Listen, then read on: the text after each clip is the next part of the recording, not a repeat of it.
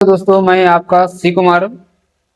मैं आपके बीच लेकर आया हूँ साइंस का, फिजिक्स, केमिस्ट्री और बायोलॉजी तीनों का मैराथन लेकर आया हूँ आज, जिसमें मतलब most very very important question की चर्चा आज की जाएगी।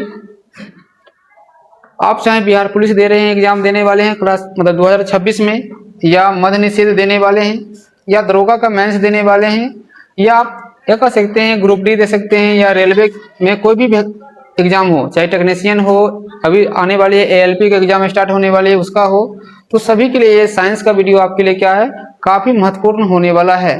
चाहे आप मतलब कोई भी कम्पिटिटिव का एग्जाम दीजिए पूरे भारत में, उसके लिए साइंस मोस्ट होने वाला है। चलिए आज स्टार्ट कर रहे हैं हम पहले फिजिक्स। तो फिजिक्स से हम कुछ क्वेश्चन की चर्चा करते हैं जो मोस्ट वीवीआई इंपोर्टेंट है। तो देखिए फिजिक्स का एक क्वेश्चन है आपका, सबसे पहले ये समझिए कि यानी एसआई मात्रक। सबसे पहले एसआई मात्रक कुछ पदार्थ का देख लेते हैं, कुछ वस्तु का देख लेते हैं, यानी कुछ चीज का हम क्या करते हैं एसआई मात्रक देख लेते हैं। जैसे आपसे पूछेगा कि यानी ताप का एसआई मात्रक क्या होता है, तो केल्विन होता है। ताप का एसआई मात्रक क्या होता है, केल्विन होता है। फिर पूछेगा आपको ज्योति तीव्रता का एसआई मात्रक क्या होता है, तो ज्योति तीव्रता का जो एसआई मात्रक होता है वो कैंडेला होता है। ज्योति तीव्रता का एसआई मात्रक क्या होता है, कैंडेला होता है। अगर समय का एसआई मात्रक पूछा जाए तो समय का एसआई मात्रक आपका सेकेंड होता है। क्या होता है, सेकेंड होता है। द्रव्यमान का अगर एसआई मात्रक पूछा जाए तो द्रव्यमान के एसआई मात्रक आपका किलोग्राम होता है। क्या होता है, किलोग्राम होता है द्रव्यमान का एसआई मात्रक। अगर आपसे पूछा जाए कि ताप हो गया, ज्योति तीव्रता हो गया, समय हो गया, द्रव्यमान हो गया, इसके बाद पूछेगा आपको विद्युत धारा का एसआई मात्रक, तो विद्युत धारा का जो एसआई मात्रक होता है वो आपका होता है एम्पियर होता है। विद्युत धारा का एसआई मात्रक क्या होता है, एम्पियर होता है विद्युत धारा का एसआई मात्रक। फिर पूछेगा आपसे कि बल का एसआई मात्रक क्या होता है, तो बल का एसआई मात्रक न्यूटन होता है। बल का एसआई मात्रक क्या होता है, न्यूटन होता है। फिर आपसे पूछा जाएगा कि यानी प्रतिरोध का एसआई मात्रक क्या होता है, तो प्रतिरोध का एसआई मात्रक आपका होता है ओम। क्या होता है, ओम होता है। अगर प्रतिरोधकता का एसआई मात्रक पूछ दिया जाए तो प्रतिरोधकता का एसआई मात्रक जो होता है वो होता है आपका ओम मीटर होता है। क्या होता है, ओम मीटर होता है। अगर आपसे विद्युत विभव का एसआई मात्रक पूछ दिया जाए तो विद्युत विभव का जो एसआई मात्रक है वो आपका वोल्ट होता है। क्या होता है, वोल्ट होता है। अगर विभवांतर का एसआई मात्रक पूछ दिया जाए तो देखिए विभवांतर का एसआई मात्रक आपका भी वोल्ट ही होता है। विभवांतर का एसआई मात्रक भी क्या होता है, वोल्ट ही होता है। अगर आपको कार्य की एसआई मात्रक पूछा जाए तो कार्य का एसआई मात्रक आपका जूल हो जाता है। क्या होता है, जूल हो जाता है कार्य का एसआई मात्रक। आवेश का एसआई मात्रक अगर पूछ दिया जाए तो आवेश का एसआई मात्रक आपका कूलाम होता है। क्या होता है, कूलाम होता है आवेश का एसआई मात्रक। कभी कभी पूछ देता है तरंग दैर्ध्य का एसआई मात्रक, तो तरंग दैर्ध्य का एसआई मात्रक जो होता है आपका एंगस्टर्म होता है। क्या होता है, एंगस्टर्म होता है। तरंग दैर्ध्य का एसआई मात्रक क्या होता है, एंगस्टर्म होता है। आवृत्ति का एसआई मात्रक पूछेगा तो आवृत्ति का एसआई मात्रक हर्ट्ज होता है। क्या होता है, हर्ट्ज होता है, या प्रति मीटर भी कह सकते हैं। चलिए पहले नहीं, हर्ट्ज नहीं, हर्ट्ज भी होता है और प्रति सेकंड भी होता है। क्या होता है, हर्ट्ज और प्रति सेकंड दोनों होता है आवृत्ति का एसआई मात्रक। इस हिसाब से पूछ दिया जाएगा, जैसे आवृत्ति हो गया, तरंग दैर्ध्य, आवेश, कार्य हो गया, विभवांतर हो गया, विद्युत धारा हो गया, प्रतिरोधकता, प्रतिरोध, बल, विद्युत धारा, द्रव्यमान, समय, ज्योति तीव्रता, ताप, ये सब का एसआई मात्रक पूछेगा तो याद रखिएगा आप लोग। जैसे ताप का हो गया केल्विन, ज्योति तीव्रता का कैंडेला, समय का सेकंड, द्रव्यमान का किलोग्राम, विद्युत धारा का एम्पियर, बल का न्यूटन, प्रतिरोध का एसआई मात्रक ओम होता है, प्रतिरोधकता का ओम मीटर, विद्युत विभव का वोल्ट होता है, विभवांतर का वोल्ट होता है, कार्य का जूल होता है, आवेश का कूलाम होता है, तरंग दैर्ध्य का एंगस्टर्म होता है, आवृत्ति क्या होता है, हर्ट्ज होता है। फिर पूछा जाएगा आपसे क्वेश्चन, यानी एसआई मात्रक से क्वेश्चन बहुत ज्यादा पूछता है। चलिए अब एसआई मात्रक मतलब पूछेगा, एसआई मात्रक में आपसे कुछ और देख लेते हैं, एसआई मात्रक से कुछ और देख लेते हैं। जैसे पूछेगा आपको समतल कोण का क्या होता है, तो समतल कोण का होता है आपका रेडियन। क्या होता है, समतल कोण का रेडियन होता है। फिर पूछेगा रेडियन होता है समतल कोण का। फिर पूछेगा घन कोण का क्या होता है, तो घन कोण का होता है आपका एस्टेरेडियन। क्या होता है, एस्टेरेडियन होता है घन कोण का।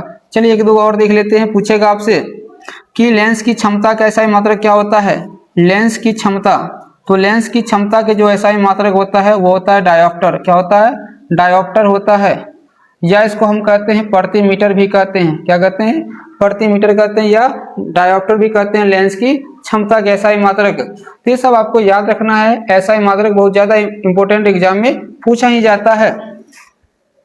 अब कुछ क्वेश्चन देखते हैं, जैसे कुछ मात्रक की कुछ पद्धतियां हैं, जैसे सीजीएस पद्धतियां। तो सीजीएस जो पद्धतियां हैं ये क्या होता है? सबसे पहले तो इसका फुल फॉर्म देख लीजिए, सेंटीमीटर ग्राम सेकेंड सिस्टम होता है। क्या होता है? सेंटीमीटर ग्राम सेकेंड सिस्टम होता है, यानी ये होता है, पूरा नाम होता है सेंटीमीटर ग्राम सेकेंड पद्धति होता है। सेंटीमीटर ग्राम सेकेंड सिस्टम होता है सीजीएस। कहने का मतलब है कि जो सेंटीमीटर होता है वो लंबाई का मात्रक होता है। लंबाई का मात्रक जो है आपका सीजीएस पद्धति में सेंटीमीटर होता है। द्रव्यमान का मात्रक जो होता है आपका वो ग्राम होता है, और समय का मात्रक जो होता है आपका सेकेंड होता है। किसमें? तो सीजीएस पद्धति में। फिर पूछेगा एफपीएस पद्धति का, कभी कभी फुल फॉर्म पूछ देता है। तो एफपीएस पद्धति का फुल फॉर्म जो होता है आपका foot pound second, foot pound second system होता है। क्या होता है? फुट पाउंड सेकेंड सिस्टम होता है एफपीएस का फुल फॉर्म। यानी कहने मतलब लंबाई का मात्रक जो है एफपीएस पद्धति में फुट है, पाउंड जो है आपका द्रव्यमान का मात्रक होता है, और सेकेंड जो है आपका समय का मात्रक होता है। अब देखिए आपसे पूछेगा, फिर आगे देखिए कुछ, फिर पूछेगा आपको एमकेएस पद्धति क्या होता है। एमकेएस पद्धति क्या होता है? तो एमकेएस मतलब होता है मीटर किलोग्राम सेकेंड सिस्टम। क्या होता है? मीटर किलोग्राम सेकेंड सिस्टम होता है। Metre kilogram second, metre kilogram second पद्धति होता है इसका। यानी लंबाई का मात्रक आपका मीटर होता है इसमें एमकेएस पद्धति में। किलोग्राम जो मात्रक होता है वो द्रव्यमान का होता है, और सेकेंड जो होता है वो समय का मात्रक होता है एमकेएस पद्धति में। और अभी जो प्रचलित अधिकांश है आपका एमकेएस पद्धति ही प्रचलित है। फिर देखिए कुछ क्वेश्चन देखते हैं, जैसे पूछेगा दाब का एसआई मात्रक क्या होता है। दाब का भी देख लेते हैं एसआई मात्रक कुछ। तो दाब का क्या हो जाता है? पास्कल होता है। क्या होता है? दाब का एसआई मात्रक क्या होता है? पास्कल हो जाता है। चलिए देखिए अब आगे देखते हैं सदिश और अदिश राशि। सदिश और अदिश राशि पढ़ने से पहले हम देखते हैं आधारी मात्रक की संख्या कितनी होती है। तो आधारी मात्रक की जो संख्या है, आधारी मात्रक, या इसे हम कहते हैं मूल मात्रक। आधारी मात्रक कहते हैं या मूल मात्रक की संख्या अगर पूछेगा, इसकी संख्या आपका 7 होता है, यानी 7 होता है। आधारी मात्रक और मूल मात्रक की संख्या कितना है? 7 है। फिर पूछेगा संपूरक मात्रक की संख्या कितना है। तो संपूरक मात्रक की संख्या आपका 2 है। संपूरक मात्रक कितने हैं? 2 हैं।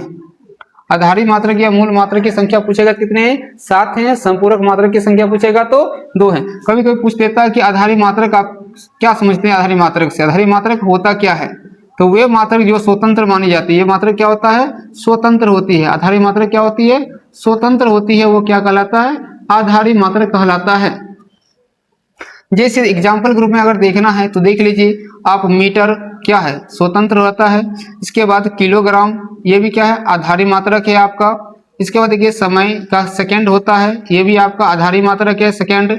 इसके बाद मीटर हो गया, किलोग्राम हो गया, सेकंड हो गया। केल्विन, केल्विन भी क्या आपका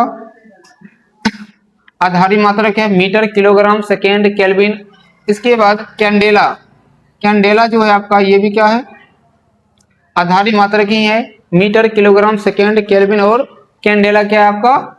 आधारी मात्रक है। इसके बाद जैसे हो गया आपका मोल, जिसे पदार्थ का परिमाण का एसआई मात्रक क्या होता है? मोल होता है। ये भी क्या हो जाएगा आपका? आधारी मात्रक हो जाएगा। Metre, kilogram, second, kelvin, candela, mole क्या है? इसके बाद एम्पियर, क्या है? एम्पियर। ये 7 के साथ क्या है आपका? आधारी मात्रक है, याद रखना है। व्युत्पन्न मात्रक का मतलब क्या होता है? तो देखिए व्युत्पन्न मात्रक का मतलब होता है जो मात्रक आधारी मात्रक के पदों में व्यक्त किया जाता है। यानी व्युत्पन्न मात्रक क्या होता है? आधारी मात्रक के पदों में इसको क्या करते हैं? व्यक्त करते हैं। आधारी मात्रक के पदों में क्या करते हैं? व्यक्त करते हैं। वो क्या कहलाता है आपका?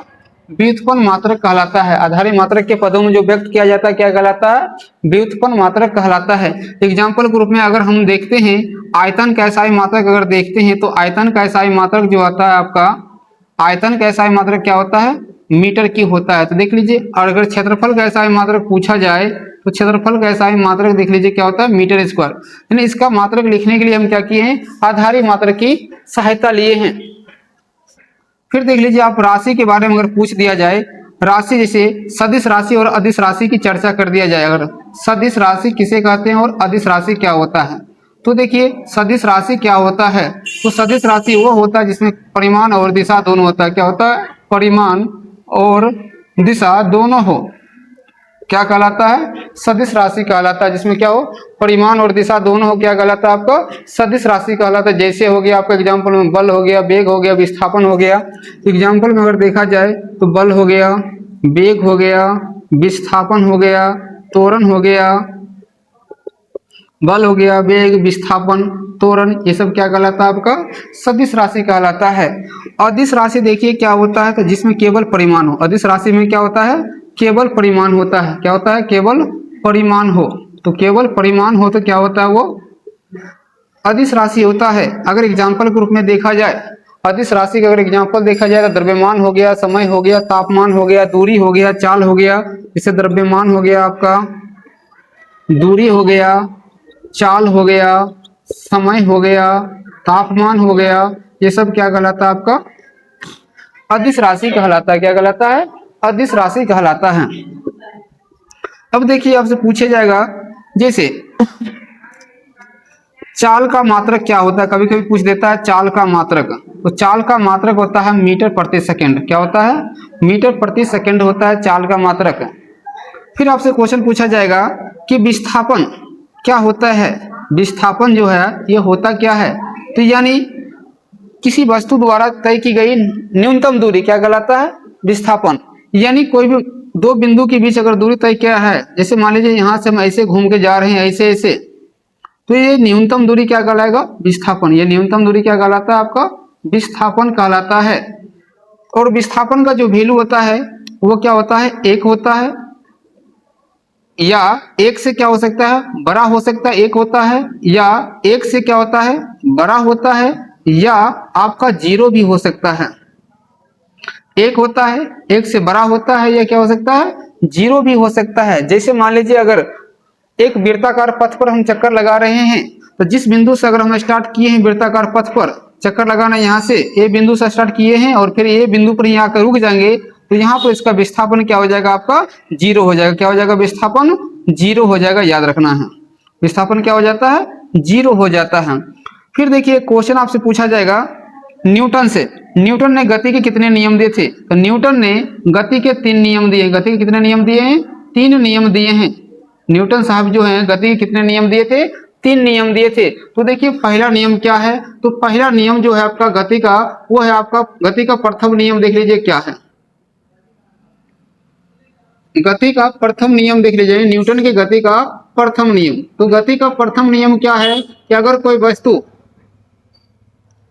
विराम अवस्था में तो विराम अवस्था में ही रहेगा, गति की अवस्था में है तो गति की अवस्था में ही रहेगा, जब तक कि उस पर कोई बाह्य बल कार्य नहीं करे उसकी दिशा परिवर्तन नहीं हो सकती है। क्या है? गति का प्रथम नियम है। और गति के प्रथम नियम को ही कहा जाता है जड़त्व का नियम। क्या कहा जाता है इसे? जड़त्व का नियम भी कहा जाता है, याद रखिएगा। पूछेगा जड़त्व का नियम किसे कहा जाता है, तो गति के प्रथम नियम को ही हम क्या कहते हैं? जड़त्व का नियम देते हैं। फिर पूछेगा आपसे गति के प्रथम नियम से किसकी परिभाषा मिलता है, तो ये गति के प्रथम नियम से जो परिभाषा मिलता है आपका, वो बल की परिभाषा मिल जाता है। किसकी परिभाषा मिलता है? बल की परिभाषा मिल जाता है गति के प्रथम नियम से। अब गति के दूसरा नियम से किसका परिभाषा मिलता है, तो गति का दूसरा नियम से जो है हमका बल का समीकरण मिलता है। क्या मिलता है? बल का समीकरण मिलता है। क्या मिलता है? बल का समीकरण मिलता है। कौन सा नियम से? गति का दूसरा नियम से। और यानी F बराबर फॉर्मूला होता है ma। क्या होता है? F बराबर ma जो फॉर्मूला होता है गति का दूसरा समीकरण से हमको क्या मिलता है? मिल जाता है। तीसरा नियम देखिए, गति का तीसरा नियम क्या है, तो गति का जो तीसरा नियम है उसे कहते हैं क्रिया प्रतिक्रिया का नियम। क्या कहते हैं? क्रिया प्रतिक्रिया का नियम भी कहा जाता है। क्रिया प्रतिक्रिया का नियम कहा जाता है गति का तीसरा नियम को। क्या कहते हैं? क्रिया प्रतिक्रिया का नियम कहा जाता है। यानी अगर हम किसी वस्तु पर जितना बल लगाते हैं तो विपरीत दिशा में क्या होता है? हमको भी उतना ही बल लगाता है। जैसे एग्जाम्पल में अगर देखा जाए तो बंदूक से अगर हम गोली छोड़ते हैं, तो बंदूक से गोली छोड़ना कौन सा नियम का उदाहरण हो जाएगा? तो ये आपका गति का तीसरा नियम हो जाएगा। जैसे रॉकेट का उड़ना या रॉकेट का लॉन्च होना, या रॉकेट का उड़ना ही लिख लीजिए, ये कौन सा नियम हो जाएगा आपका? गति का तीसरा नियम। जैसे मान लीजिए अगर हम नाव पर से मिट्टी पर मतलब क्या है नदी पर मतलब नाव पर से क्या करते हैं हम मिट्टी पर छलांग लगाते हैं तो नाव पीछे हटना, ये भी क्या हो जाएगा? गति का तीसरा नियम होता है। अगर हम रास्ते में जा रहे हैं और किसी को मतलब एक फट मारते हैं तो वो भी क्या करते हैं? हमको एक फट मारेगा तो वो भी क्या है? आपका गति का तीसरा नियम है। जैसे मान लीजिए हम क्या करते हैं दीवार पर अगर गेंद फेंकते हैं तो वो भी क्या होता है? गेंद मतलब वहां से टकरा क्या होता है हमको हाथ में आता है तो वो भी क्या है? आपका गति का तीसरा नियम का ही एग्जाम्पल है। तो ये सब याद रखिएगा, गति का तीसरा नियम का एग्जाम्पल पूछा जाता है। फिर देखिए पूछेगा आपको कि यानी गुरुत्वाकर्षण का खोज किसने किया था? तो गुरुत्वाकर्षण बल का जो खोज है तो गुरुत्वाकर्षण बल का खोज न्यूटन ही किए थे। कौन किए थे गुरुत्वाकर्षण बल का खोज? तो न्यूटन ही किए हैं। किसने किए थे? न्यूटन किए थे। फिर देखिए कुछ फिजिक्स का क्वेश्चन है और देख लेते हैं। जैसे पूछेगा आपसे कि मतलब कहेगा कि ध्वनि की तीव्रता की इकाई क्या है? ध्वनि की तीव्रता की इकाई क्या है? तो ध्वनि की तीव्रता की जो इकाई है वो आपका डेसिबल है। क्या है? डेसिबल है। ध्वनि की तीव्रता की इकाई क्या है? डेसिबल है। अगर मान लीजिए भूकंप आ जाता है तो भूकंप की माप किससे करते हैं? तो भूकंप की माप जो हम करते हैं वो रिक्टर स्केल से करते हैं। किससे करते हैं? रिक्टर स्केल से करते हैं। अगर रिक्टर स्केल अगर ऑप्शन में नहीं रहता है तो सिस्मोग्राफ मारते हैं। सॉरी, हाँ, रिक्टर स्केल नहीं रहेगा तो क्या मारते हैं? सिस्मोग्राफ मारते हैं। सिस्मोग्राफी से मतलब क्या करते हैं हम लोग? भूकंप की माप की तीव्रता जांच करते हैं। किससे? रिक्टर स्केल या सिस्मोग्राफ से क्या करते हैं? चेक करते हैं। नेक्स्ट क्वेश्चन देखिए आपका अगर फिजिक्स में देखना है यानी जो एग्जाम में ज्यादा से ज्यादा पूछा ही जाता है, जिससे कुछ प्रकाश से पूछता है क्वेश्चन कि प्रकाश किस दिशा में गमन कर रही है। क्या पूछता है? प्रकाश की दिशा क्या होती है, यानी प्रकाश किस दिशा में गमन करती है? तो वो सरल रेखा में गमन करती है। कौन सा रेखा में? सरल रेखा में या सीधी दिशा में क्या करती है? गमन करती है। कौन? प्रकाश। फिर पूछेगा आपसे कि प्रकाश पुंज के कितने प्रकार हैं? तो प्रकाश पुंज जो है आपका 3 प्रकार के होते हैं। कितने प्रकार के होते हैं प्रकाश पुंज? 3 प्रकार के होते हैं प्रकाश पुंज। फिर क्वेश्चन आपसे पूछा जाएगा कि मतलब प्रकाश पुंज 3 प्रकार के होते हैं। प्रकाश किस दिशा में गमन करती है? सरल रेखा में गमन करती है। फिर पूछेगा आपसे क्वेश्चन कुछ पारदर्शी पदार्थ के बारे में पूछ देता है। पारदर्शी का अर्थ होता है जिससे आर पार हो जाए। जैसे आपका हवा पारदर्शी है, पानी पारदर्शी है, कांच पारदर्शी है, ये सब के बारे में क्या होता है? पूछ देता है। फिर पूछेगा आपका अपारदर्शी पदार्थ। अपारदर्शी के मतलब होता है जिससे प्रकाश आर पार बिल्कुल ना हो, वो क्या कहलाता है? अपारदर्शी पदार्थ कहलाता है। जैसे एग्जाम्पल के रूप में दीवार की अगर बात किया जाए तो दीवार क्या हो जाएगा? अपारदर्शी हो जाएगा आपका। मिट्टी की अगर बात किया जाए तो मिट्टी भी क्या हो जाएगा? अपारदर्शी हो जाएगा। देखिए अभी क्वेश्चन पूछेगा आपका पारभासी। एग्जाम में खूब पूछता है पारभासी पदार्थ है कौन और कौन नहीं है या कौन नहीं है पारभासी पदार्थ। तो देखिए पारभासी पदार्थ मतलब जिसे अल्प मात्रा में आर पर प्रकाश हो जाए। जैसे आपका धुआं हो गया आपका, इसके बाद आपका बादल हो गया, रक्त हो गया, स्याही हो गया, रक्त हो गया, स्याही हो गया, तेल लगा कागज हो गया, तेल लगा कागज हो गया आपका। ये सब क्या है? इसके बाद कुहासा हो गया, कुहासा कहिएगा, ये भी क्या है आपका? पारभासी पदार्थ है, याद रखिएगा। फिर पूछेगा प्रकाश के परावर्तन के कितने नियम हैं? तो प्रकाश के परावर्तन के 2 नियम है। प्रकाश के परावर्तन के कितने नियम है? तो प्रकाश के परावर्तन के 2 नियम है। कितने नियम है? 2 नियम है आपका प्रकाश के परावर्तन के, वे भी याद रखिएगा। पूछेगा कौन सा प्रतिबिंब में बड़ा प्रतिबिंब, कौन सा दर्पण में बड़ा प्रतिबिंब बनेगा? तो पूछेगा कौन सा दर्पण में बड़ा प्रतिबिंब बनेगा? तो अवतल दर्पण में क्या होता है? बड़ा प्रतिबिंब बनता है। कौन सा दर्पण में बड़ा प्रतिबिंब बनता है? अवतल दर्पण में बड़ा प्रतिबिंब बनता है। फिर पूछेगा कौन सा दर्पण में छोटा प्रतिबिंब बनेगा? अगर छोटा प्रतिबिंब की बात करें तो छोटा प्रतिबिंब जो बनता है आपका उत्तल दर्पण में बनता है। किसमें बनता है? उत्तल दर्पण में। फिर पूछ सकता है आपसे यानी ऐसा कौन सा प्रतिबिंब दर्पण है जिसमें मतलब वस्तु के बराबर आकार का मतलब प्रतिबिंब बनता है? तो यानी बराबर जो प्रतिबिंब बनता है वो समतल दर्पण में। बराबर प्रतिबिंब किसमें बनता है? तो समतल दर्पण में बनता है। कौन सा दर्पण बनता है? समतल दर्पण में क्या बनता है? बराबर प्रतिबिंब बनता है। फिर पूछेगा आपको जैसे मान लीजिए अवतल दर्पण को कौन सा दर्पण कहा जाता है? तो अवतल दर्पण को अभिसारी दर्पण भी कहा जाता है। पूछेगा अभिसारी दर्पण किसे कहते हैं? तो अभिसारी दर्पण कहा जाता है अवतल दर्पण को। किसे कहते हैं? अवतल दर्पण को क्या कहते हैं? अभिसारी दर्पण कहते हैं। फिर क्वेश्चन पूछा जाएगा आपको कि अपसारी दर्पण किसे कहते हैं? तो अपसारी दर्पण हम कहते हैं उत्तल को। अपसारी किसे कहते हैं? उत्तल दर्पण को हम अपसारी दर्पण कहते हैं। फिर पूछेगा आपसे हजामती में किसका उपयोग करते हैं। चलिए ऐसे देख लेते हैं अवतल दर्पण का उपयोग कहाँ कहाँ करते हैं हम लोग। तो अवतल दर्पण का उपयोग जो है हम लोग कहाँ कहाँ करते हैं, तो अवतल दर्पण का उपयोग हम लोग करते हैं कहाँ कहाँ करते हैं, देख लीजिए। तो अवतल दर्पण का उपयोग हम लोग करते हैं कहाँ कहाँ, तो हजामती में करते हैं, सौर भट्ठी में करते हैं, कहाँ करते हैं, सौर भट्ठी में करते हैं। इसके बाद सर्च लाइट में करते हैं, कहाँ करते हैं, सर्च लाइट में करते हैं। इसके बाद रोगियों की नाक कान गला के जांच में करते हैं, रोगियों की नाक कान गला के जांच में करते हैं, नाक कान गला के जांच में क्या करते हैं हम लोग अवतल दर्पण का उपयोग करते हैं। फिर एग्जाम में कभी कभी पूछ देता आपसे उत्तल दर्पण का उपयोग पूछ देगा, किसका पूछ देगा, उत्तल दर्पण का उपयोग कहाँ कहाँ करते हैं। तो उत्तल दर्पण का उपयोग जो है हम लोग कहाँ कहाँ करते हैं, तो देख लीजिए उत्तल दर्पण का जो उपयोग हम लोग करते हैं वो करते हैं आपका, एक तो रोड लाइट में करते हैं, कहाँ करते हैं, रोड लाइट में करते हैं, पार्किंग लाइट में करते हैं, और गाड़ी के साइड मिरर के रूप में, गाड़ी के साइड मिरर के रूप में क्या करते हैं हम लोग उत्तल दर्पण का उपयोग करते हैं। फिर आपसे क्वेश्चन पूछा जाएगा कि यानी दर्पण में सभी दूरी कहाँ से मापते हैं। तो दर्पण में जितना भी दूरी मापा जाता है वो सब हम पोल से मापते हैं, यानी ध्रुव से मापते हैं। कहाँ से मापते हैं, ध्रुव से मापते हैं। दर्पण में सभी दूरियां कहाँ से मापी जाती है, ध्रुव से मापी जाती है। फिर क्वेश्चन आपसे पूछा जाएगा कि लेंस में कितने मुख्य फोकस होते हैं। तो लेंस में मुख्य फोकस की अगर संख्या पूछा जाए तो लेंस में मुख्य फोकस की संख्या आपका 2 होता है। कितना होता है, लेंस में मुख्य फोकस 2 होता है। फिर पूछेगा आपसे यानी कौन सा लेंस को अभिसारी लेंस कहते हैं। अभिसारी लेंस किसे कहा जाता है, तो उत्तल लेंस को। कौन सा लेंस कहते हैं अभिसारी लेंस, उत्तल लेंस को अभिसारी लेंस। लेकिन अगर दर्पण की बात करें कि कौन सा दर्पण को अभिसारी दर्पण कहते हैं, तो अवतल दर्पण। दर्पण में क्या हो जाएगा, अवतल। लेकिन लेंस पूछ रहा था क्या हो जाएगा, उत्तल लेंस हो जाएगा। कौन सा लेंस को अपसारी लेंस कहते हैं, तो अपसारी लेंस कहा जाता है अवतल दर्पण को, अवतल लेंस को। कौन सा लेंस को कहते हैं, अवतल लेंस को कहते हैं। फिर पूछेगा कौन सा लेंस में जो है बड़ा प्रतिबिंब बनता है। लेंस की अगर बात किया तो उत्तल में क्या होता है, बड़ा प्रतिबिंब बनता है, और अवतल में छोटा। लेकिन दर्पण में अगर बात करेगा कि कौन सा दर्पण में बड़ा प्रतिबिंब बनता है, तो अवतल में बड़ा प्रतिबिंब बनता है, उत्तल में छोटा प्रतिबिंब बनता है। फिर पूछेगा आपसे कि अगर किसी व्यक्ति को निकट दृष्टि दोष हो गया है तो निकट दृष्टि दोष के दूर करने के लिए कौन सा दर्पण उपयोग करते हैं, यानी कौन सा लेंस का चश्मा पहनेंगे तो हमको निकट दृष्टि दोष दूर हो जाएगा। तो अवतल लेंस का चश्मा पहनते हैं। कौन सा लेंस का चश्मा पहनते हैं, अवतल लेंस का चश्मा क्या पहनते हैं, निकट दृष्टि दोष में पहनते हैं।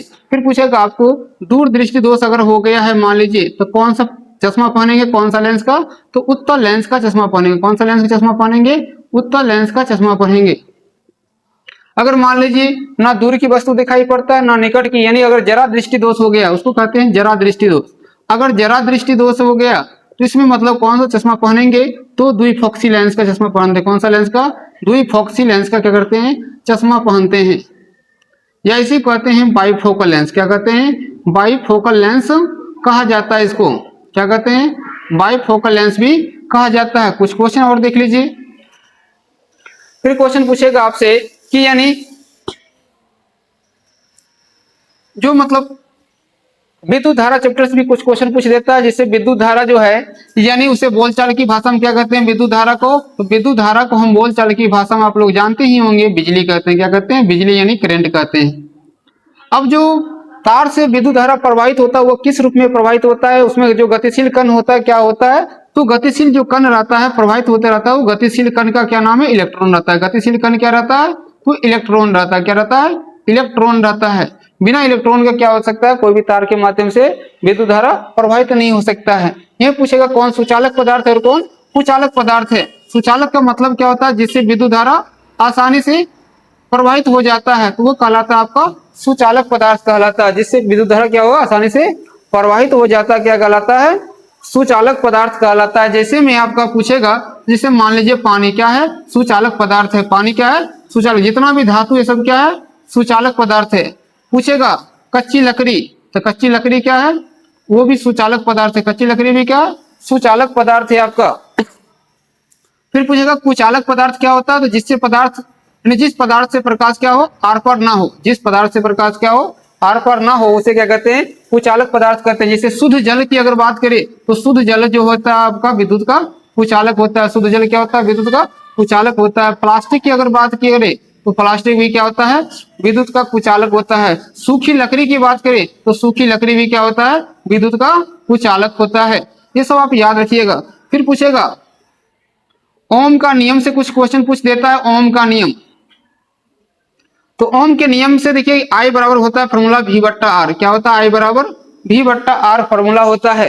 पूछेगा आपको ओम के नियम से कि यानी ओम के नियम में कौन सा अचर रहता है, यानी किसका मान अचर रहता है, तो ताप का मान जो है ओम के नियम में अचर रहता है। अब ओम का नियम है क्या, यदि किसी हम धारावाही चालक तार से विद्युत धारा प्रवाहित करते हैं, सॉरी छोड़ दीजिए, ओम का नियम देख लीजिए आगे। यानी ओम के नियम में क्या होता है, ताप का मान क्या होता है, अचर रहता है। फिर पूछेगा आपसे कुछ, यानी जैसे आपको मतलब जैसे हो गया आपका एमीटर, एमीटर क्या मापता है, तो एमीटर मापता है आपको विद्युत धारा। एमीटर क्या मापता है, विद्युत धारा मापता है। एमीटर क्या मापता है, एमीटर विद्युत धारा मापता है। और एमीटर को पूछेगा कौन सा क्रम में जोड़ते हैं, तो इसे हम श्रेणी क्रम में जोड़ते हैं। किस क्रम में जोड़ते हैं, श्रेणी क्रम में जोड़ते हैं।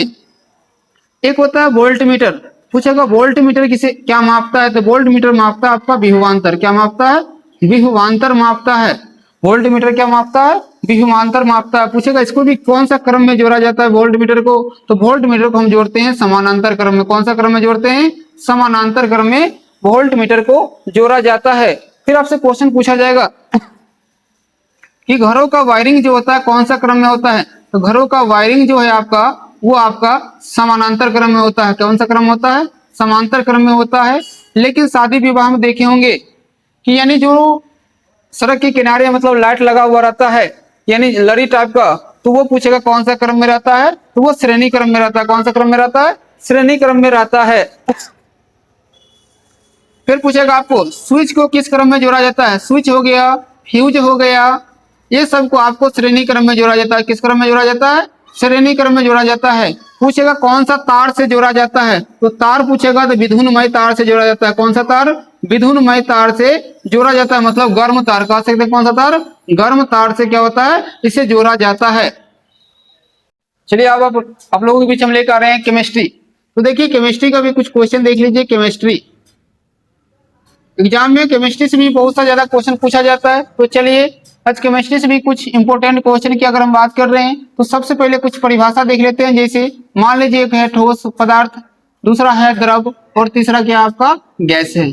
क्या है, ठोस है, द्रव है और गैस है। तो देखिए अगर कोई पदार्थ ठोस से अगर द्रव में बदल रहा है, कोई पदार्थ क्या है, ठोस से द्रव में बदल रहा है, तो उसको कहते हैं हम गलना। क्या कहते हैं, गलना कहते हैं या पिघलना कहते हैं। क्या कहते हैं, गलना कहते हैं या पिघलना कहते हैं। अगर कोई पदार्थ द्रव से गैस में बदल रहा है तो इसे हम कहते हैं वाष्पन। क्या कहते हैं, वाष्पन कहते हैं। क्या कहते हैं, वाष्पन कहते हैं। यदि कोई पदार्थ गैस से द्रव में बदल रहा है तो इसे हम संघनन कहते हैं। क्या कहते हैं, संघनन कहते हैं। कोई पदार्थ गैस से द्रव में बदल रहा है तो क्या कहलाता है, संघनन कहलाता है। अगर कोई पदार्थ द्रव से गैस में बदल रहा है, सॉरी द्रव से ठोस में बदल रहा है, इसे हम जमुना कहते हैं। क्या कहते हैं, जमुना कहते हैं या हिमांक भी कहते हैं। क्या कहते हैं, जमुना या हिमांक कहते हैं।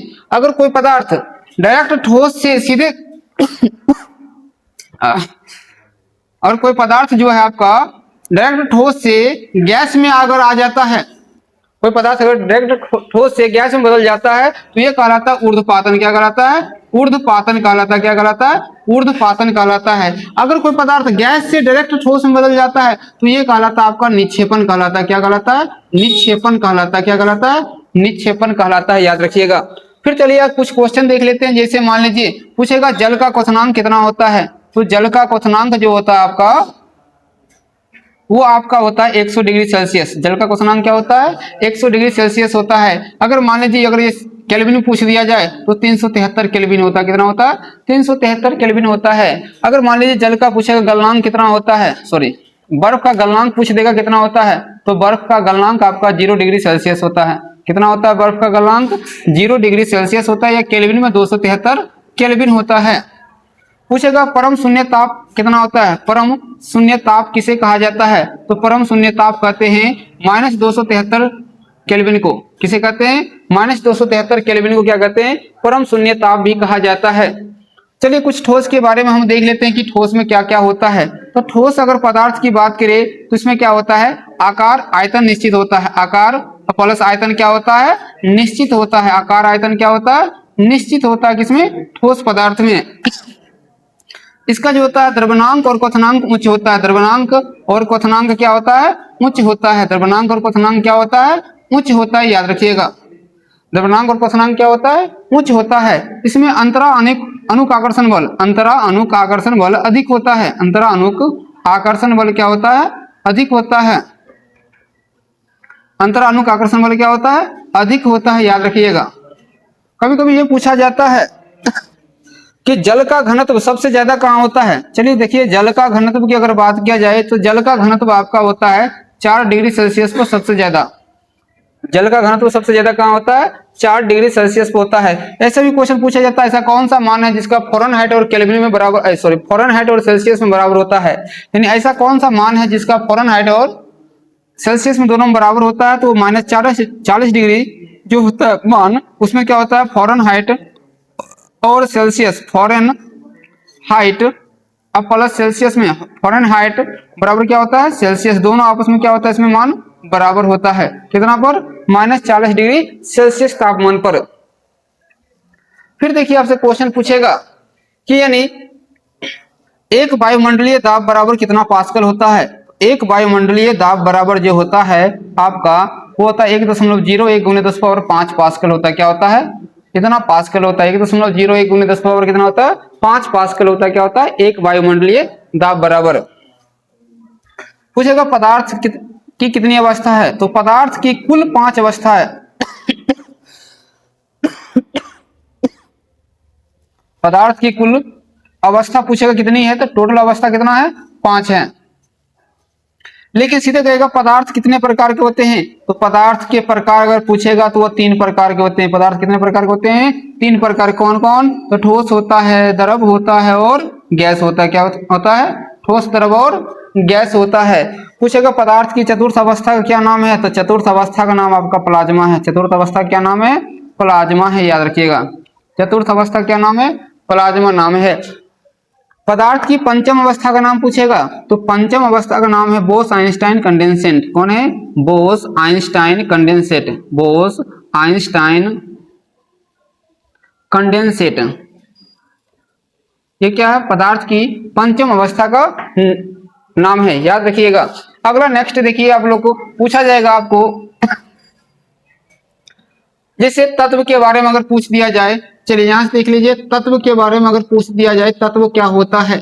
तत्व वह शुद्ध और सरलतम द्रव है जिसे किसी भी विधि द्वारा तोड़ा नहीं जा सकता है। तत्व वह शुद्ध और सरलतम द्रव है जिसे किसी भी विधि द्वारा तोड़ा नहीं जा सकता है। जैसे हम एग्जाम में अगर एग्जाम्पल देखते हैं, hydrogen, helium, lithium, beryllium, boron, carbon, nitrogen, oxygen, fluorine, neon, sodium, magnesium. इसके बाद देखिए, यानी क्या हो गया? Hydrogen, helium, lithium, beryllium, boron, carbon, nitrogen, oxygen, fluorine, neon, sodium, magnesium, aluminium, silicon, phosphorus, sulphur, chlorine, argon, इसके पोटेशियम और calcium. तो इस कम से कम 20 तक जरूर याद होना चाहिए। तत्व, उसका संकेत और परमाणु संख्या और परमाणु द्रव्यमान, ये सब याद होना चाहिए।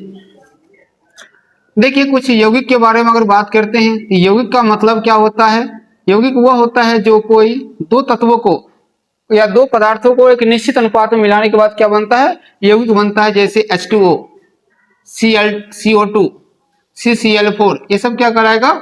यौगिक कहलाता है। और मिश्रण की अगर बात करते हैं, तो मिश्रण का मतलब होता है कि दो पदार्थों को कोई भी अनुपात में मिला देते हैं तो क्या कहलाता है? वो मिश्रण कहलाता है। जैसे में शरबत, अगर शरबत की बात करें तो इसमें क्या करते हैं? पानी और चीनी को मिला देते हैं तो क्या बन जाता है?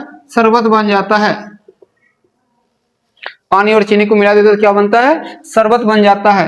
कहेगा आपको दूध से मक्खन निकालना, कौन सा विधि का उपयोग करते हैं? दूध से अगर मक्खन निकालते हैं तो इसमें कौन सा विधि का इस्तेमाल करते हैं? तो अपकेंद्रीकरण। कौन सा विधि का उपयोग करते हैं? अपकेंद्रीकरण का उपयोग करते हैं दूध से मक्खन निकालने के लिए।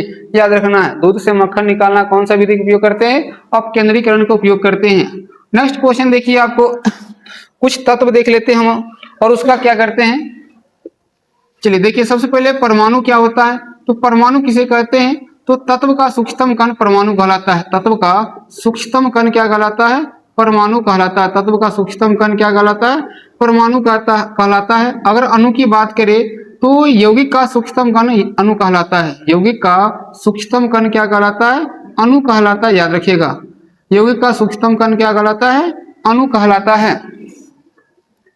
देखिए परमाणु जो है, कोई भी परमाणु जो है तीन मौलिक कणों के मिलने से बनता है। कितने मौलिक कणों के मिलने से बनता है? तीन मौलिक कणों के मिलने से बनता है। तीन मौलिक कणों के मिलने से बना है। तीन मौलिक कणों के मिलने से बना है कौन? परमाणु। तो पूछेगा तो तीनों मौलिक कण कौन कौन सा है?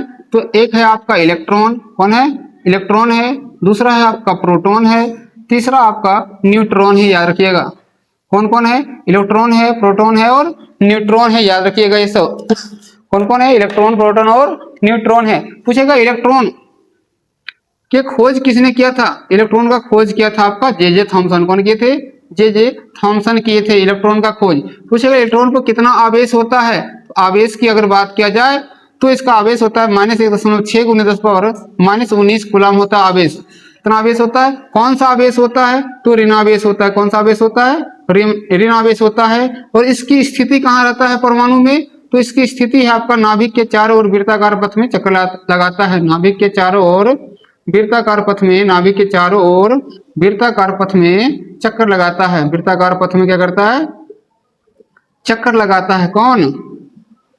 तो आपका इलेक्ट्रॉन। अब देखिए यहाँ पर प्रोटॉन की अगर बात करते हैं तो प्रोटॉन की बात अगर करेंगे तो इनके खोज किसने किए थे? प्रोटॉन का खोज किए थे आपका गोल्डस्टीन। किसने किए थे? गोल्डस्टीन किए प्रोटॉन का खोज। पूछेगा इस पर आवेश कितना होता है? तो प्रोटॉन पर जो आवेश होता है वो होता है 1.6 × 10⁻⁻19 कूलम होता है आवेश। कौन सा आवेश होता है? तो धनावेश होता है। कौन सा आवेश होता है? धनावेश होता है। और ये कहाँ रहता है? तो परमाणु के नाभिक में रहता है। कहाँ रहता है? परमाणु के नाभिक में रहता है। कहाँ रहता है? परमाणु के नाभिक में रहता है प्रोटॉन। फिर अगर इलेक्ट्रॉन, न्यूट्रॉन की अगर बात करें तो देखिए न्यूट्रॉन की अगर बात करते हैं तो इसका खोज किसने किया था? न्यूट्रॉन का खोज किए थे जेम्स चैडविक। कौन किए थे? जेम्स चैडविक किए थे। किसका खोज? न्यूट्रॉन का खोज। पूछेगा इस पर कितना आवेश होता है? तो ये आवेशहीन होता है, मतलब आवेश नहीं होता है, जीरो होता है।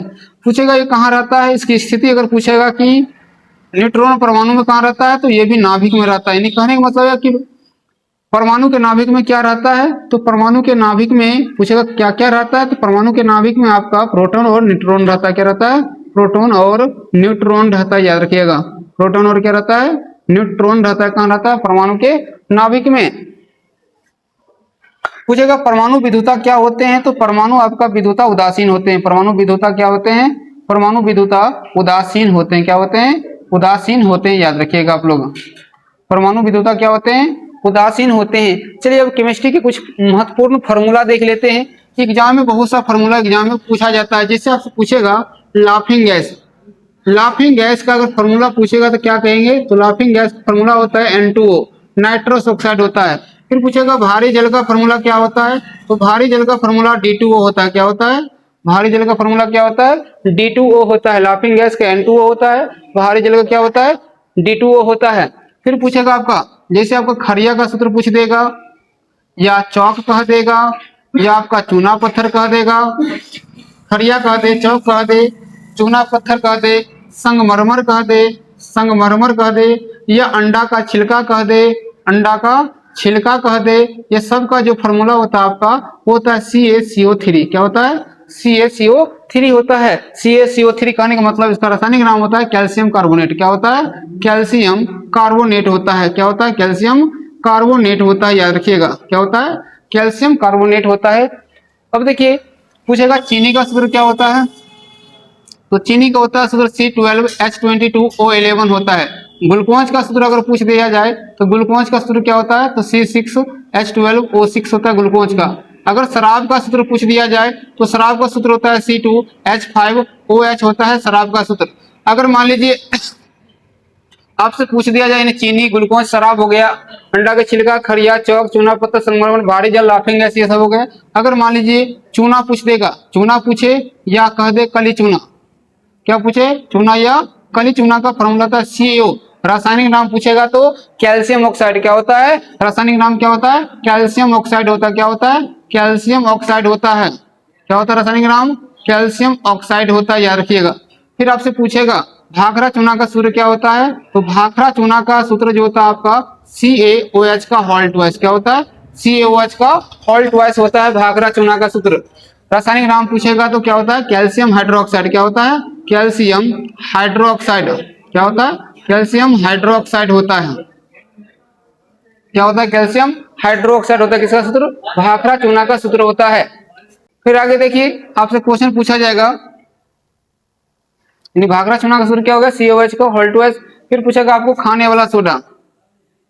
तो देखिए खाने वाला सोडा का जो फॉर्मूला होता है आपका, वो होता है आपका NaHCO3। क्या होता है, NaHCO3 होता है। रासायनिक नाम पूछेगा तो सोडियम बाइकार्बोनेट। क्या होता है, सोडियम बाइकार्बोनेट। क्या होता है, सोडियम बाइकार्बोनेट होता है इसका फॉर्मूला। क्या होता है, सोडियम बाइकार्बोनेट होता है। अगर धोबन सोडा पूछ देगा या धोने वाला सोडा का सूत्र, धोने वाला सोडा का सूत्र जो होता है आपका, ये होता है Na2CO3 इंटू 10H2O। क्या होता है, Na2CO3 इंटू 10H2O होता है धोने वाला सोडा का सूत्र। इसको कहते हैं रासायनिक नाम सोडियम कार्बोनेट। क्या कहते हैं, सोडियम कार्बोनेट कहते हैं। क्या कहते हैं, सोडियम कार्बोनेट भी इसको कहा जाता है। फिर नेक्स्ट क्वेश्चन देख लीजिए, आपसे पूछा जाएगा, कभी कभी पूछ देता है फॉर्मिक अम्ल का सूत्र। क्या पूछ देता है, फॉर्मिक अम्ल का सूत्र पूछ देगा। फॉर्मिक अम्ल का सूत्र होता है HCOOH होता है फॉर्मिक अम्ल, जो एक किसमें पाया जाता है, चींटी में पाया जाता है फॉर्मिक अम्ल। फिर पूछेगा आपको एसिटिक अम्ल का सूत्र। क्या पूछेगा, एसिटिक अम्ल का सूत्र पूछेगा। तो इसका फॉर्मूला होता है CH3COOH होता है। एसिटिक अम्ल का सूत्र क्या होता है, CH3COOH होता है, एसिटिक अम्ल का सूत्र हो जाता है ये। तो ये सब याद रखिएगा फॉर्मूला। फिर पूछेगा जैसे प्लास्टर ऑफ पेरिस का फॉर्मूला क्या होता है, तो प्लास्टर ऑफ पेरिस का फॉर्मूला एग्जाम खूब पूछता है। तो प्लास्टर ऑफ पेरिस का फॉर्मूला होता है आपका CaSO4 इंटू हाफ H2O। क्या होता है, CaSO4 इंटू हाफ H2O होता है। फिर पूछेगा कास्टिक सोडा का फॉर्मूला क्या होता है, तो कास्टिक सोडा का जो फॉर्मूला होता है आपका, वो होता है आपका, कास्टिक सोडा का फॉर्मूला होता है NaOH। क्या होता है, कास्टिक सोडा का फॉर्मूला NaOH होता है। फिर पूछेगा आपको नमक का फॉर्मूला, तो नमक का फॉर्मूला NaCl होता है। क्या होता है, NaCl होता है नमक का फॉर्मूला। फिर आपसे पूछेगा विरंजक चूर्ण का फॉर्मूला क्या होता है, तो विरंजक चूर्ण का जो फॉर्मूला होता है वो होता है CaOCl2। और इसका रासायनिक नाम पूछेगा कैल्शियम ऑक्सीक्लोराइड होता है। क्या होता है, कैल्शियम ऑक्सीक्लोराइड होता है। आगे देख लीजिए आप लोग,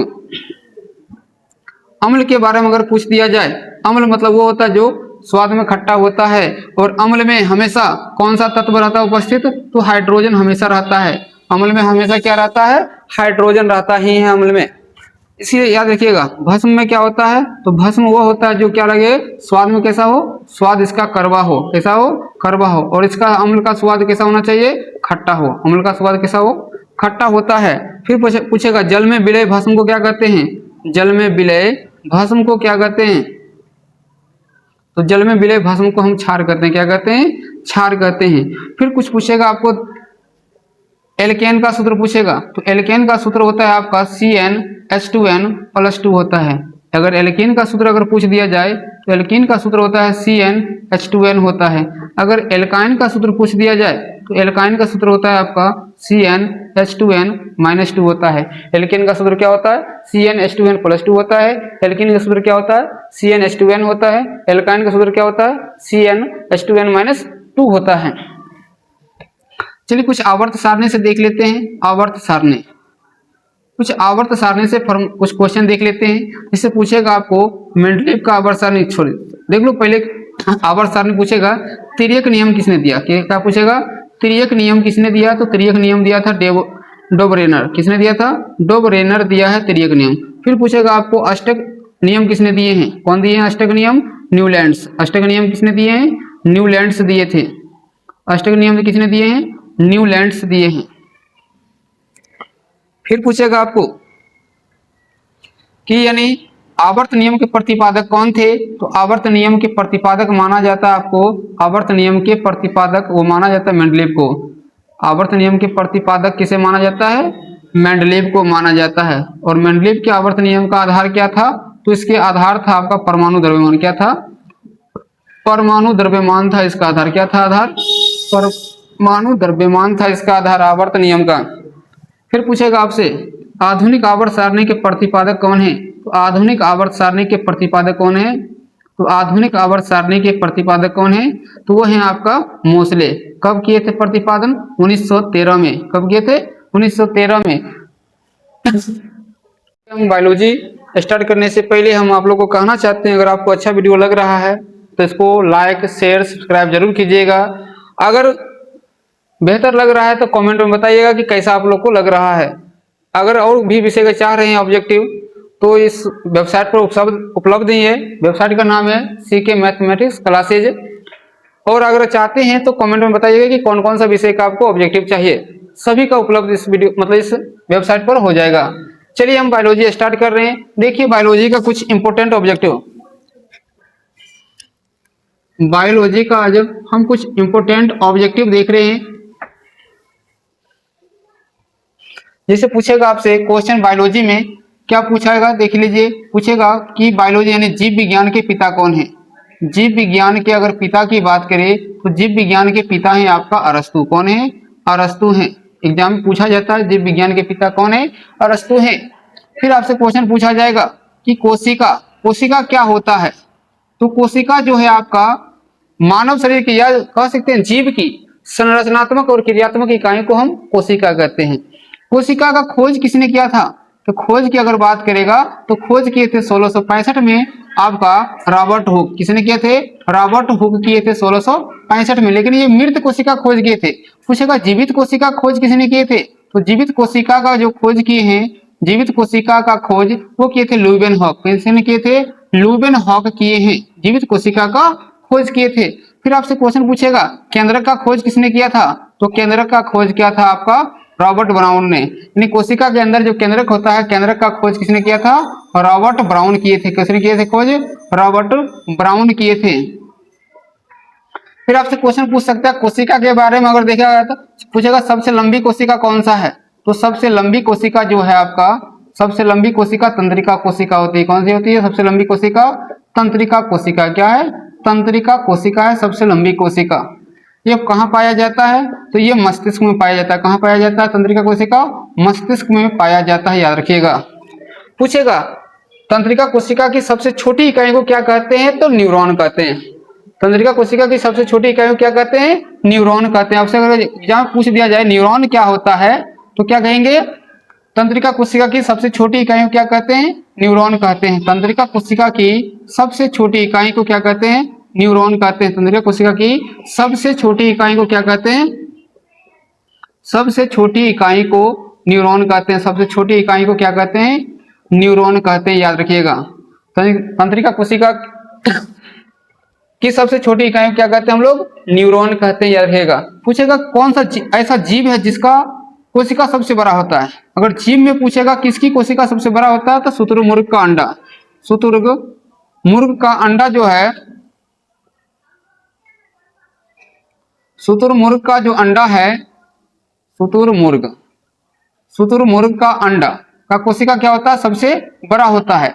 लेकिन पूछेगा कौन सा जीव की कोशिका सबसे छोटी होती है। तो सबसे छोटी कोशिका अगर जीव की बात करता है तो माइकोप्लाज्म की होती है। किसकी होती है? माइकोप्लाज्म की होती है। सबसे छोटी कोशिका किसकी होती है? माइकोप्लाज्म की होती है, याद रखिएगा आप लोग। इसके बाद आपसे क्वेश्चन पूछेगा एक कोशिकीय जीव के बारे में भी कुछ पूछ देता है। तो एक कोशिकीय जीव वह होता है जो एक कोशिका का बना हो। एक कोशिकीय जीव वह होता है जो एक कोशिका का बना हो। जैसे में आपका शैवाल हो गया, कवक हो गया, ये सब क्या है? एक कोशिकीय जीव है। अमीबा हो गया, क्या है? एक कोशिकीय जीव है आपका। फिर पूछेगा बहुकोशिकीय जीव। बहुकोशिकीय का मतलब होता है जो दो या दो से अधिक कोशिका का बना हो, बहुकोशिकीय जीव कहलाता है। क्या कहलाता है? बहुकोशिकीय जीव कहलाता है। जैसे मानव हो गया, चींटी हो गया, पेड़ पौधा हो गया, ये सब क्या कहलाएगा आपका? बहुकोशिकीय जीव हो गया। फिर पूछेगा अमीबा किसकी सहायता से भोजन पकड़ता है। तो अमीबा जो है कूटपाद की सहायता से भोजन पकड़ता है। अमीबा क्या करता है? कूटपाद की सहायता से क्या करता है? भोजन पकड़ता है, याद रखिएगा। फिर पूछेगा अमीबा कैसा प्राणी है, ये कैसा जीव है। तो ये आपका अमीबा जो है प्राणी समपोषी जीव है। कैसा है? प्राणी समपोषी जीव, याद रखिएगा। प्राणी समपोषी जीव है। एग्जाम में पूछा जाता है कि अमीबा कैसा जीव है, तो प्राणी समपोषी जीव है। फिर आपसे क्वेश्चन पूछा जाएगा, आगे देख लीजिए कि नहीं पूछेगा प्रोटीन का फैक्ट्री किसे कहा जाते हैं। प्रोटीन का फैक्ट्री किसे कहा जाता है। तो प्रोटीन का फैक्ट्री कहा जाता है आपको राइबोसोम को। किसे कहते हैं? राइबोसोम को प्रोटीन का फैक्ट्री कहते हैं। यानी प्रोटीन का संश्लेषण कहाँ होता है? तो राइबोसोम में होता है। पूछेगा प्रोटीन से किसका निर्माण होता है? तो प्रोटीन से आपका एमिनो अम्ल का निर्माण होता है। किसका निर्माण होता है? एमिनो अम्ल का निर्माण होता है। या एमिनो अम्ल से क्या होता है? प्रोटीन का निर्माण होता है, याद रखिएगा। एमिनो अम्ल से क्या होता है? प्रोटीन का निर्माण होता है। फिर पूछेगा यानी प्रोटीन का फैक्ट्री राइबोसोम को कहते हैं। फिर पूछेगा कि कोशिका का पावर हाउस किसे कहते हैं? तो कोशिका का पावर हाउस जो है आपका वो कहते हैं माइटोकॉन्ड्रिया को। कोशिका का पावर हाउस किसे कहा जाता है? माइटोकॉन्ड्रिया को कहा जाता है। माइटोकॉन्ड्रिया को कहा जाता है। कोशिका का पावर हाउस भी कहा जाता है। किसको? माइटोकॉन्ड्रिया। पावर हाउस का मतलब होता है कोशिका का ऊर्जा गृह। कोशिका का ऊर्जा गृह किसे कहा जाता है? तो माइटोकॉन्ड्रिया को कहा जाता है। फिर से आपसे क्वेश्चन पूछा जाएगा कि हमारे कोशिका में जो है यानी ऊर्जा किस रूप में रहता है? ऊर्जा जो है कौन सा रूप में रहता है? तो ऊर्जा जो है एटीपी के रूप में रहता है। किस रूप में रहता है? एटीपी के। कभी कभी पूछ देता है एटीपी का फुल फॉर्म क्या होता है? तो एडेनोसाइन ट्राइफॉस्फेट होता है। एडेनोसाइन ट्राइफॉस्फेट होता है। क्या होता है? एडेनोसाइन ट्राइफॉस्फेट होता है। एटीपी का फुल फॉर्म होता है, याद रखिएगा। फिर आपसे क्वेश्चन पूछा जाएगा आत्महत्या की थैली किसे कहा जाता है? तो आत्महत्या की थैली कहा जाता है लाइसोसोम को। आत्महत्या की थैली किसे कहा जाता है? किसे कहते हैं? तो लाइसोसोम को कहते हैं। सब बहुत इंपॉर्टेंट क्वेश्चन है, वही हम बता रहे हैं आज। आत्महत्या की थैली किसे कहा जाता है? लाइसोसोम को कहा जाता है। आत्महत्या की थैली किसे कहा जाता है? लाइसोसोम को कहा जाता है। फिर पूछेगा आपको कोशिका के कितने प्रकार हैं? तो कोशिका जो है आपका दो प्रकार के होते हैं। एक होता है यूकेरियोटिक और दूसरा होता है प्रोकैरियोटिक। एक क्या होता है? यूकेरियोटिक और दूसरा क्या होता है? प्रोकैरियोटिक होता है। क्या होता है? प्रोकैरियोटिक कोशिका होता है, याद रखिएगा। कोशिका कितने प्रकार के होते हैं? दो प्रकार के होते हैं। एक होता है यूकेरियोटिक, दूसरा क्या होता है? प्रोकैरियोटिक कोशिका होती है। फिर देखिए आपसे क्वेश्चन पूछा जाएगा आगे कि मानव में कितने गुणसूत्र होते हैं? तो मानव में जो गुणसूत्र होते हैं आपका वो आपका 23 जोड़ा होता है। कितना होता है? 23 जोड़ा होता है, या टोटल कहते हैं हम 46 को। मानव में कितने गुणसूत्र होते हैं? 23 जोड़ा होता है या 46। पूछे गुणसूत्र का निर्माण किससे होता है? तो क्रोमेटिन से होता है। गुणसूत्र का निर्माण किससे होता है? तो गुणसूत्र का जो निर्माण होता है आपका क्रोमेटिन से होता है। किससे होता है? क्रोमेटिन से होता है, याद रखिएगा।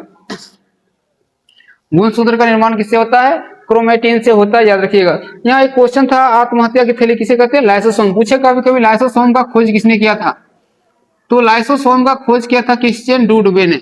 लाइसोसोम का खोज किसने किया था? क्रिश्चियन डू डुबे ने, यानी डुबे ने किया था। क्रिश्चियन डू डुबे ने किया था लाइसोसोम का खोज। ये भी एग्जाम में क्वेश्चन पूछा गया हुआ है। फिर क्वेश्चन पूछा जाएगा आपसे कि यानी पौधा में जो कोशिका भित्ति होती है किसकी बनी होती है? कोशिका भित्ति जो है, कोशिका भित्ति किसकी बनी होती है? तो कोशिका भित्ति आपका सेलुलोज की बनी होती है। किसकी बनी होती है? सेल्यूलोज का बना होता है। कोशिका भित्ति किसकी बनी होती है? सेलुलोज की बनी होती है। वही पूछेगा कोशिका झिल्ली किसकी बनी होती है? तो कोशिका झिल्ली जो बनी होती है आपका वो लिपिड और प्रोटीन का बना होता है। किसका बना होता है? लिपिड और प्रोटीन का बना होता है कोशिका झिल्ली। पूछेगा क्या मानव में या जीव जंतु में, यानी जीव में जैसे हो गया आपका जानवर हो गया, मानव हो गया, क्या उसमें कोशिका भित्ति पाई जाती है? तो नहीं पाई जाती। केवल पेड़ पौधा में क्या होता है? कोशिका भित्ति पाई जाती है। लेकिन पूछेगा क्या पेड़ पौधा में कोशिका झिल्ली पाई जाती है? तो हाँ, पाई जाती है कोशिका झिल्ली। अब पूछेगा कोशिका झिल्ली का एक और नाम है, देख लीजिए। कोशिका झिल्ली का एक और नाम, इसको कहते हैं चयनात्मक पारगम्य झिल्ली। क्या कहते हैं? चयनात्मक पारगम्य झिल्ली भी कहा जाता है इसे। किसे? कोशिका झिल्ली क्या कहते हैं? चयनात्मक पारगम्य झिल्ली कहते हैं, या अर्ध चयनात्मक पारगम्य झिल्ली भी इसको कहा जाता है। किसे? कोशिका झिल्ली को कहा जाता है। फिर आपसे क्वेश्चन पूछा जाएगा जाइलम के बारे में। तो देखिए जाइलम क्या करता है? तो ये पेड़ पौधा में पाया जाता है और ये जड़ से खनिज और जल को क्या करता है? परिवहन करता है। तो जाइलम क्या करता है? खनिज और जल का परिवहन करता है। खनिज और जल का क्या करता है? परिवहन करता है। जल का परिवहन करता है कौन? जाइलम। पूछेगा जाइलम किसका परिवहन करता है? खनिज और जल का परिवहन करता है। और पादप पूछेगा किसका परिवहन करता है? सॉरी, फ्लोएम पूछेगा तो फ्लोएम किसका परिवहन करता है? तो ये भोज्य पदार्थ किसका करता है? भोज्य पदार्थ का परिवहन करता है। भोज्य पदार्थ का परिवहन कौन करता है? तो फ्लोएम करता है, याद रखिएगा। खनिज का और जल का परिवहन जो होता है नीचे से ऊपर की दिशा में होता है, लेकिन फ्लोएम में जो है भोज्य पदार्थ का परिवहन सभी दिशा में होता है। ये सभी भी याद रखिएगा आप लोग। इसके बाद देख लीजिए आगे आपसे क्वेश्चन पूछा जाएगा जैसे परजीवी क्या होता है? तो परजीवी में वो होता है जो मतलब क्या है? अपना भोजन दूसरे से प्राप्त करता है। उस जीव को मारता नहीं है, लेकिन अपना जीव भोजन क्या करता है? प्राप्त करते रहता है। जैसे अमरबेल क्या है आपका? परजीवी का एग्जाम्पल है। एग्जाम पूछा जाता है।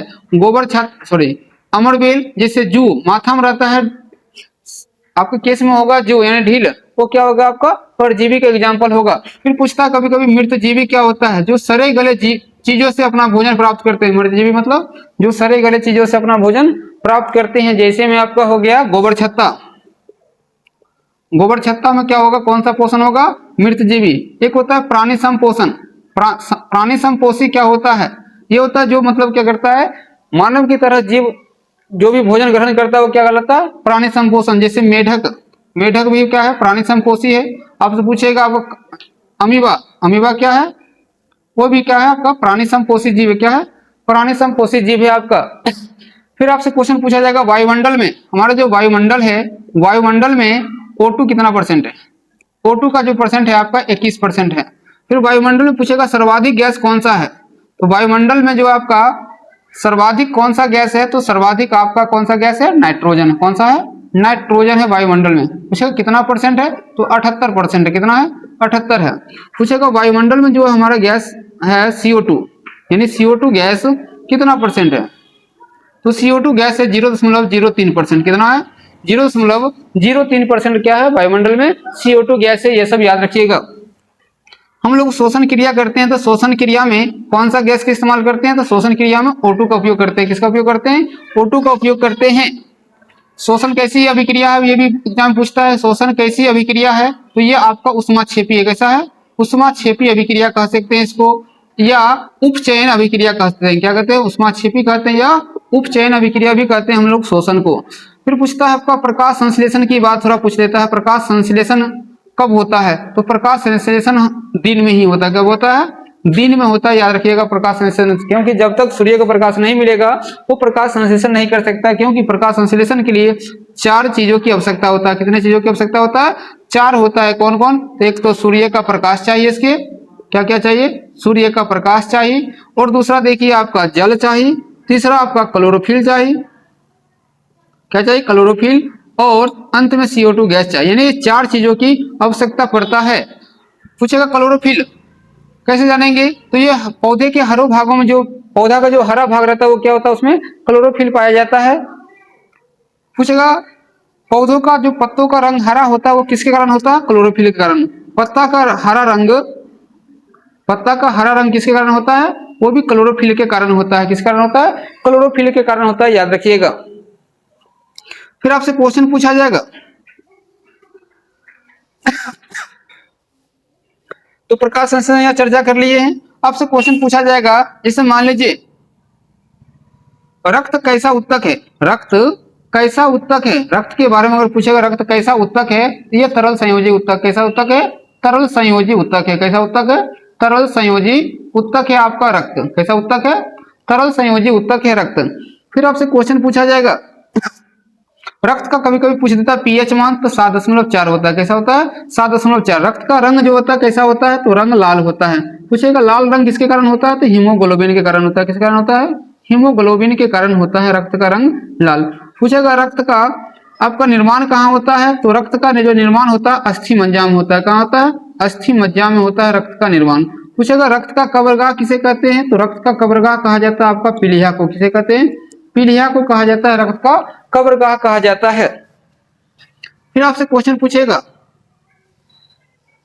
कुछ विटामिन के बारे में पढ़ लेते हैं। आज देखिए विटामिन से भी एग्जाम में क्वेश्चन पूछा जाता है। पहले ये जान लेते हैं विटामिन का खोज किसने किया था, तो विटामिन का खोज किए थे फंक। कौन किए थे विटामिन का खोज, फंक किए हैं विटामिन का खोज। विटामिन को 2 भागों में बांटा गया। विटामिन कितने प्रकार के होते हैं, 2 प्रकार के होते हैं। एक होता है जल में घुलनशील, क्या होता है, जल में घुलनशील होता है, और दूसरा होता है वसा में घुलनशील। एक होता है जल में घुलनशील, दूसरा क्या होता है, वसा में घुलनशील होता है। याद रखिएगा विटामिन को 2 भागों में बांटा गया है। एक तो जल में घुलनशील है और दूसरा क्या है, वसा में घुलनशील है। यानी कहने का मतलब है जितने भी विटामिन है, कुछ विटामिन ऐसा है जो जल में घुल जाता है और कुछ विटामिन ऐसा जो वसा में घुलता है। देखिए बी और यानी जल में कौन सा घुलता है, बी और सी। बी और सी विटामिन कौन सा यानी किस में घुल जाता है, तो जल में घुलनशील होता है। बाकी बात वसा में घुलनशील के लिए याद रखें, हम केडा के नाम से भी याद रखते हैं, केडा, KEDA। जो विटामिन है आपका किसमें घुलनशील है, वसा में घुलनशील है, याद रखिएगा। पूछेगा कि सब्जियों को धोने से कौन सा विटामिन नष्ट हो जाता है, तो सब्जी को धोने से विटामिन सी नष्ट हो जाता है सब्जी को धोने से। कौन सा विटामिन नष्ट हो जाता है? तो सब्जी को धोने से आपका नष्ट हो जाता है कौन सा विटामिन? सी। याद रखिएगा, सब्जी को धोने से कौन सा विटामिन नष्ट हो जाता है? सी हो जाता है। चलिए कुछ विटामिन देखते हैं और उससे कमी होने वाला रोग, यानी विटामिन देख रहे हैं और उससे होने मतलब कमी से होने वाला रोग, कमी से होने वाला रोग, यानी कौन सा रोग हो सकता है? जैसे मान लीजिए अगर हम विटामिन ए की बात करते हैं, क्या करते हैं? विटामिन ए की बात करते हैं, तो इससे कमी से होने वाला रोग क्या है? आपका रतौंधी है। कौन सा रोग है? रतौंधी कहते हैं विटामिन ए की कमी से। जैसे वर्णांधता कहते हैं, क्या कहते हैं? वर्णांधता कहते हैं, वर्णांधता, या जीरोप्थेल्मिया भी कहते हैं। रतौंधी कहते हैं, वर्णांधता कहते हैं, या जीरोप्थेल्मिया भी कहते हैं। विटामिन पूछेगा B1 की कमी से क्या होता है? तो विटामिन B1 की कमी से आपका बेरी रोग होता है। कौन सा रोग होता है? बेरी रोग होता है। विटामिन सी की कमी से अगर बात किया जाए तो विटामिन सी की कमी से स्कर्वी रोग होता है। कौन सा रोग होता है? स्कर्वी रोग होता है, जिसको हम पायरिया भी कहते हैं। क्या कहते हैं? पायरिया कहते हैं, दांतों में होता है। विटामिन डी की कमी से पूछेगा कौन सा रोग होता है? तो रिकेटस होता है। कौन सा होता है? रिकेटस होता है। विटामिन ई की कमी से पूछेगा कौन सा रोग होता है? तो विटामिन ई की कमी से आपका रोग होता है जनन क्षमता में कमी। क्या होता है? जनन क्षमता में कमी होता है आपका विटामिन ई की कमी से। पूछेगा विटामिन के की कमी से कौन सा बीमारी होता है? तो विटामिन के की कमी से आपका होता है रक्त का थक्का ना जमना, रक्त का थक्का ना जमना। ये क्या होता है आपका? विटामिन के की कमी से होता है। तो ए की कमी से रतौंधी होता है, B1 की कमी से बेरी, सी की कमी से स्कर्वी होता है, विटामिन डी की कमी से रिकेटस होता है, ई की कमी से जनन क्षमता में कमी होता है, विटामिन के की कमी से क्या होता है? रक्त का थक्का न जमना होता है। कुछ और देख लेते हैं, जैसे आयोडीन की कमी से पूछ देगा, तो आयोडीन की कमी से आपका घेगा रोग होता है। क्या होता है?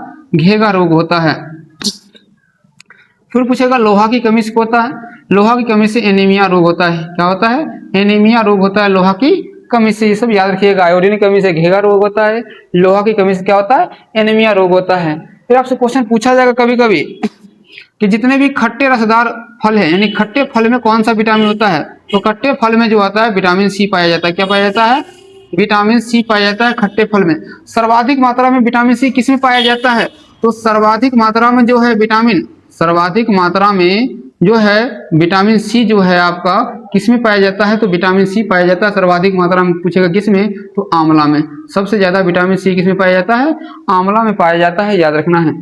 फिर क्वेश्चन पूछा जाएगा आपसे, यानी सूर्य की रोशनी से कौन सा विटामिन प्राप्त होता है? तो सूर्य की रोशनी से हमें कौन सा विटामिन प्राप्त होता है? सूर्य की रोशनी से विटामिन डी मिलता है। क्या मिलता है? विटामिन डी मिलता है।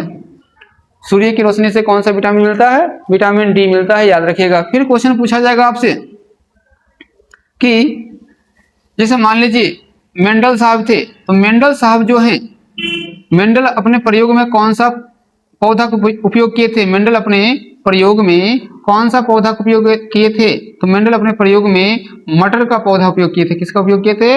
मटर का दाना का इस्तेमाल किए थे।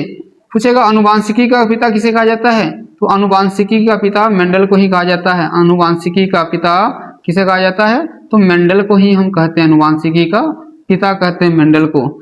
जब मेंडल का पूरा नाम है ग्रेगर जॉन मेंडल को ही कहा जाता है अनुवांशिकी का पिता कहा जाता है, याद रखिएगा। जैसे मान लीजिए, यानी पुत्र या पुत्री का जो जन्म होता है, इसके लिए कौन उत्तरदायी है? यानी किसका गुणसूत्र उत्तरदायी है? तो पुरुष का गुणसूत्र क्या है? उत्तरदायी है। किसका गुणसूत्र है? यानी कह सकते हैं, यहाँ पर कह सकते हैं पिता का गुणसूत्र उत्तरदायी। किसका गुणसूत्र उत्तरदायी? पिता का गुणसूत्र क्या है? उत्तरदायी है। पुत्र या पुत्री अगर जन्म होता है तो किसका गुणसूत्र उत्तरदायी होता है?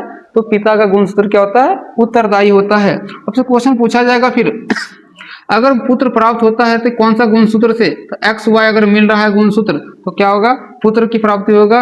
और एक्स एक्स मिल रहा है गुणसूत्र तो क्या होगा? स्त्री की मतलब पुत्री की प्राप्ति होता है। एक्स वाई गुणसूत्र मिलेगा तो किसका प्राप्ति होता है? पुत्र का। एक्स एक्स गुणसूत्र मिलता है तो किसकी प्राप्ति होती है? पुत्री की प्राप्ति होती है। फिर आपसे पूछा जाएगा मानव शरीर का सबसे बड़ी ग्रंथि क्या है? सबसे बड़ी ग्रंथि की अगर बात करें तो सबसे बड़ी ग्रंथि आपका यकृत है, जिसे हम लीवर कहते हैं। क्या कहते हैं? यकृत या लीवर कहते हैं। इसका वजन अगर पूछ दिया जाए, क्या पूछता है कभी कभी, वजन 1.5 kg होता है। कितना होता है वजन? 1.5 kg होता है। फिर पूछेगा मस्तिष्क का बड़ा भाग क्या कहलाता है? सबसे बड़ा भाग मस्तिष्क में कौन सा है? तो प्रमस्तिष्क है। सबसे बड़ा भाग क्या है?